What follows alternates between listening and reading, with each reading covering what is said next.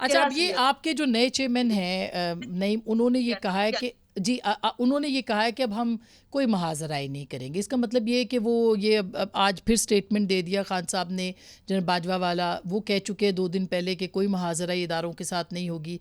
क्या कहें कि उनका बयानिया जो है वो मुख्तलिफ है और खान साहब का मुख्तलिफ है। देखें, बाजवा साहब के बारे में तो इन्होंने भी बड़े, नवाज शरीफ साहब ने भी बड़े गीत गाए हैं और बड़ी तारीफ़ की, और हमेशा बाजवा बाजवा उधर बैठ कर बाहर कहते थे। जो डील बनती की और फिर वो डील करके यहाँ पर आ गए। आप लोग दूसरे नंबर कोई डील नहीं होगी। इमरान खान साहब ने जो बात की है केस के हवाले से की है, जो उसके अंदर हो, बेशक कोई भी जर्नल हो, उन्होंने बुलाया, तलब किया है, कोई भी कोई जज हो वो आए, केस क्योंकि उनके ऊपर गद्दारी का बना है। तीसरे नंबर पर क्या उन्होंने इदारों के खिलाफ ये कहा है कि इदारे जो हैं वो उनके खिलाफ हैं, और जो गौहर साहब का बयान है वो भी उसी के ऊपर मबनी है। नहीं, मगर 9 मई को जो कुछ हुआ जिसके ऊपर उन्होंने कहा है, मैं अभी उस पे मैंने बात करनी है क्योंकि ज़ाहिर है आपका पॉइंट ऑफ व्यू इंपॉर्टेंट है। चौथी बात, हाँ, जो ये कह रही हैं आइन शिकन ये हैं या हम हैं। पहली बात तो यह है कि आइन तोड़ कर इन्होंने मुल्क के मुंतखब वज़ीर आज़म को हटाया।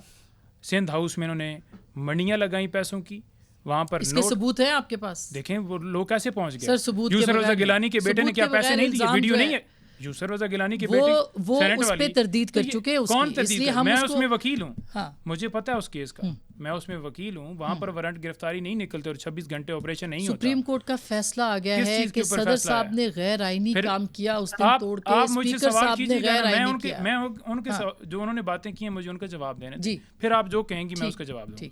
दूसरे नंबर पर जिस तरह से इन्होंने एक चलती हुकूमत को हटाकर और फिर उस शोबाज से शोबाजियाँ करवाई हैं, और अब ये कहते हैं कि उसने तो परफॉर्म नहीं किया और अब नवाज शरीफ आकर करेगा। ठीक है जी।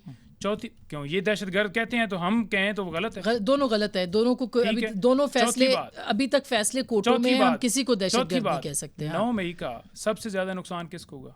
इमरान खान को होगा, पाकिस्तान तहरीक इंसाफ को होगा, इस मुल्क को होगा। अच्छा, किसने करवाया? फायदा किसको हुआ? ठीक है, किसकी हुकूमत आई? अगर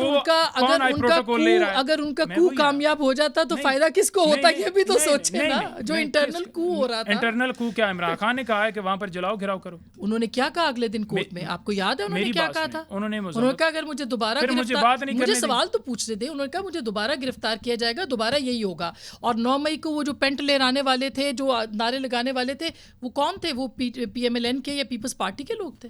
मैं वही गुजारिश कर रहा हूँ। पहली बात तो यह है कि उन्होंने इंडिपेंडेंट तहकीकात की क्यों बात की है? कौन लोग थे जिन्होंने रास्ते में नहीं रोका? कौन लोग थे जिन्होंने पहले शीशे तोड़े हुए थे? कौन लोग थे जो अंदर उकसा रहे थे? 100-150 लोग। और अगर 200 लोग अंदर गए हैं तो पूरे पाकिस्तान के ऊपर आपने क्रैकडाउन कर देना है। ये इंपॉर्टेंट है। पीटीआई को आपने अंदर डाल देना है। ब्रेक से पहले मैं इसके ऊपर जरूर, बंदा इस्लामाबाद बैठा हुआ है, आप कहते हैं आप 9 मई में मुलव्वस हैं। मुझे इजाजत है फैसलाबाद उस्मा से ये पूछ लूं क्योंकि पंजाब से फायदा किसको हुआ है? अच्छा, फायदा उनको हुआ है जो आज जिनके लिए रेड कारपेट बिछाई जा रही है। अच्छा, आप जिनके लिए नैब जो है वो पलकें बिछाकर बैठा हुआ है, फायदा इनको हुआ है, फायदा हमें नहीं हुआ, हमें नुकसान हुआ उस। अच्छा, मैं बात कर 9 मई जरा इंटरप्टेड अगर बीच में मुझे मौका मिल जाए।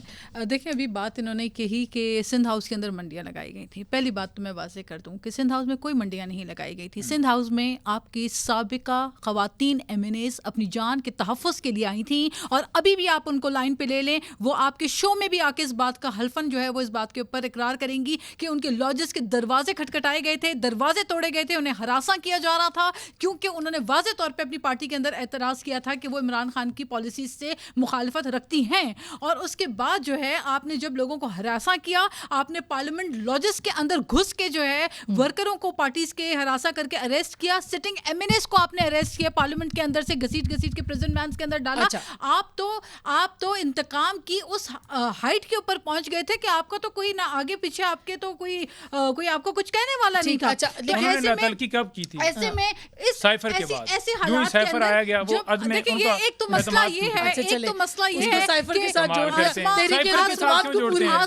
एक तो मसला ये है आसमा, थोड़ा सा प्लीज अपना बता दीजिए कि जब प्रोग्राम में बैठते हैं हर एक को बारी का मौका मिलता है, हम इनकी बारी में जब अल्फाज नहीं बोलते, हौसला पैदा करें, आप औरों को भी जवाब देने, लेकिन मेरी बारी में मेरी भी यही दरखास्त है कि सब अपनी बारी में बात करें। ठीक है, बोलने देते, आप मुझे भी नहीं बोलने देते, फिर आप चले अभी इसी बात में इतनी लंबी बहस हो गई है। आप उस्मा में 3 मिनट तो आपने ले लिए, इस बात के ऊपर मुझे बोलने नहीं देते। मैं ब्रेक के बाद उस्मा का भी लूंगी और आपका भी, आपको पूरा वक्त मिलेगा। नहीं, बिल्कुल पूरा वक्त मिलेगा, क्योंकि आपका हक है, आपका हक है कि आप डिफेंड करें। उन्होंने सिंध हाउस कह दिया, उन्होंने मंडियां कह दी सिंध हाउस। देखिए वो आर्ग्यूमेंट दे रहे हैं, आप उसका आर्ग्यूमेंट का जवाब दे देना। मुझे जवाब देने का भी तो मौका मिले ना। नहीं, आप भी और उस्मा भी दोनों जवाब देंगे तो फिर वो भी जवाब देंगे ना। मुझे